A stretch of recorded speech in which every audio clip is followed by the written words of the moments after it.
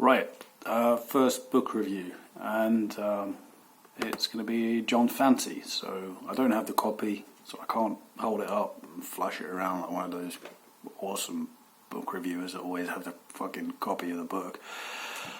But because you read these things online.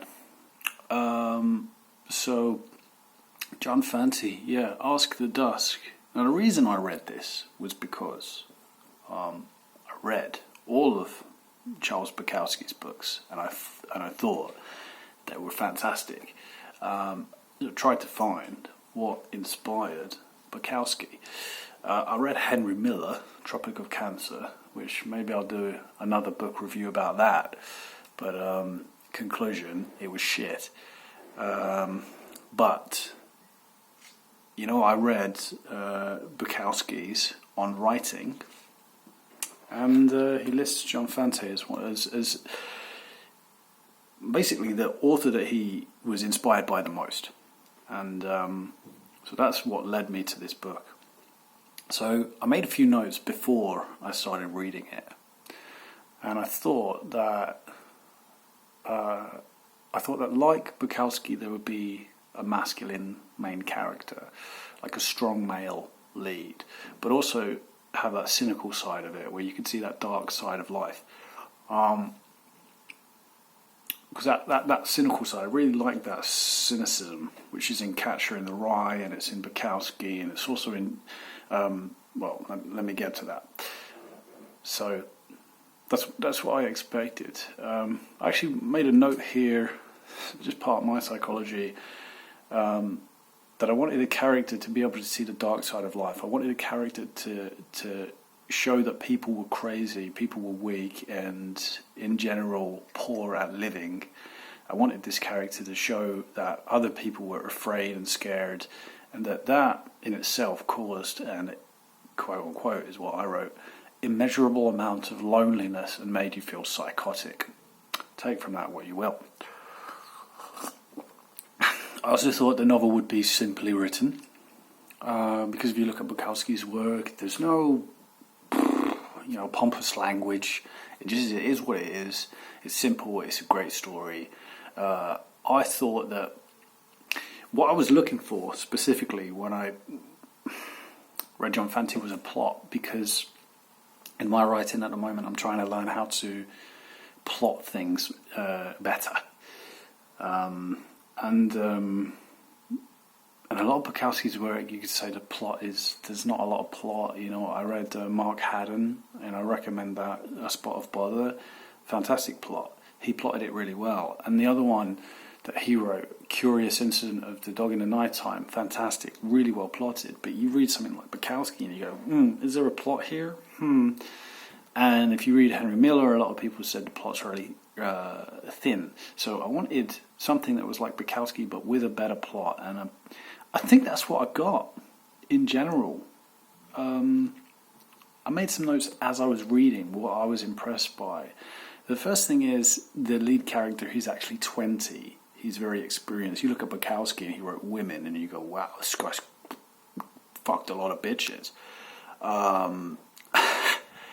But you look at John Fante and you go, oh, right, he's actually an inexperienced lead character, 20 years old, and he's not doing well with the women. So that's... but I really enjoyed that character. That character was extremely well written, very enjoyable. There's something that says a character doesn't have to be likable, just interesting. And that's what I think. As I was reading it, I didn't really like the lead character. In fact, he's a bit of an asshole. He goes through some of the things in the book and you go, why is this guy doing this? He does some really stupid, shitty things to the girl, and I won't spoil it. So I personally didn't like the character, but I did think the character was really interesting. What I wanted to say about the cynicism in this book, it is very cynical. There is a lot of dark side to it. The character is unhappy. I watched another review recently, and it said that the down on your luck characters. The character's down on his luck, but it makes it relatable. It makes it you can relate to it. It mirrors yourself. You see elements of yourself in that, and you go, yeah, life isn't always fair. Sometimes you go through shit, and sometimes you meet a girl and you fall fucking helplessly in love, but she doesn't like you back. Shit happens. So that's reality. So I really love this raw grittiness in a book where it just shows you the harsh reality of life, because that's something that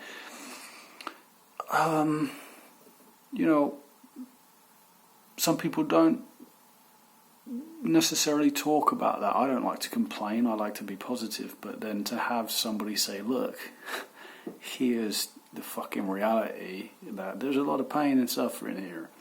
And I love it when someone can put,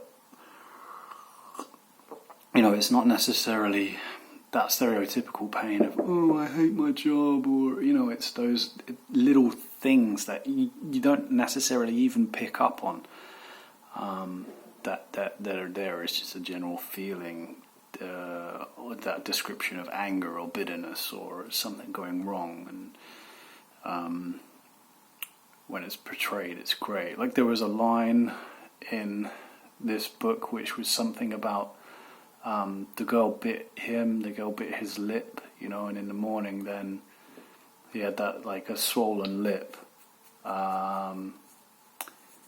So these are little things that writers can pick up on which are true. Like the pain of a bitten lip. It's something so subtle, but it's so nice that he put that in the book, and then I, as a reader, can go, oh, yeah, and actually relate to that. And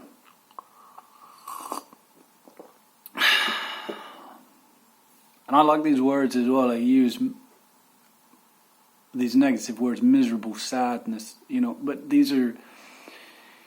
Ages ago I would have read a book and I would have been like, oh, this isn't optimistic, we should be positive about life. But maybe as I'm getting older, I'm 29, I can see that I like a balance. It's good to say that some things are good, but you cannot avoid the sadness. It's really great to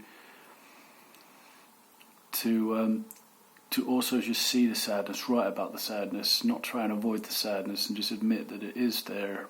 And also you can relate to people through that sadness, which is a really good thing. It makes you feel way less alone. If you're going through some hard times in your life, you go, well, yeah, somebody else felt this too. So that's, in general, really, really cool.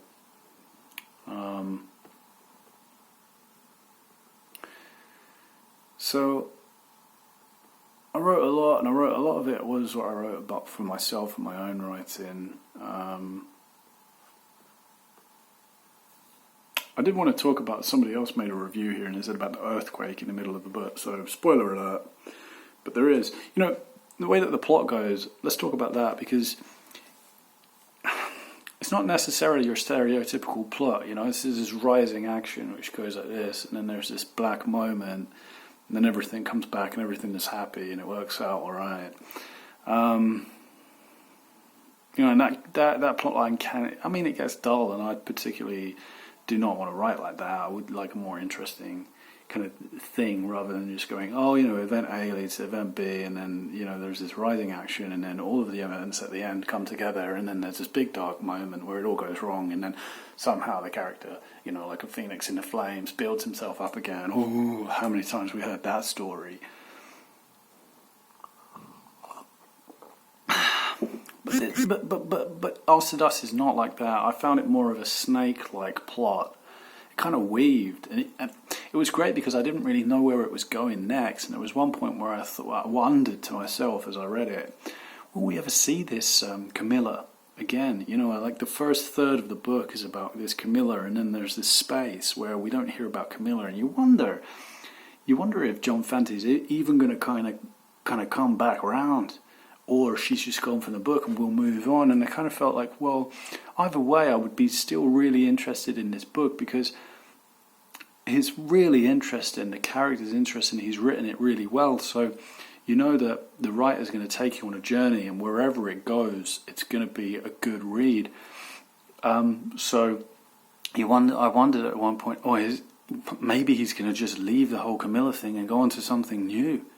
And it will be a totally different book than what I expected it to be. I'm not going to spoil it for you, but you wouldn't get that in a lot of books. You would know that when you start these two main characters, you're going to see through to the end, and it's going to be this rise in action thing. And actually, John Fante didn't do that. It weaved, and that took me. It took me on a different journey because of it weaved through, and then we had this earthquake. It was like, oh, I didn't see that coming. So the whole thing was just like, how can I say, different snakes. It was like that one's going here, it was there, and then that one's going over here, and then it weaves over there, and it weaves, and then finally it comes to an end. Which the ending again, you don't. I didn't expect the ending, and see, I would compare it because I recently read Mark Haddon, That Spot of Bother, and the ending was so climatic. It was like a movie. It was just leading up to this big marriage where everything went wrong at the marriage, and I expected that the whole way through the book.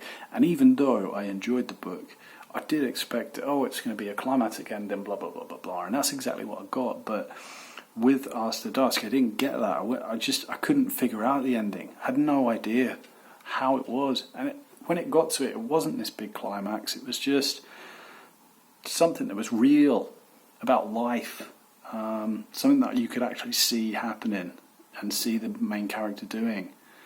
So I wasn't taken into this fictional world where it was like a movie. I was taken into this fictional world which was like telling me about the rawness of life and the negative things about life and the cynicism about life. And I see that's why Bukowski loved it, and I could see a lot of Bukowski in this work. So I'm going to leave it there because I think that that's enough to say, and I don't think I'll be able to hold your attention for 12 minutes. So see you later.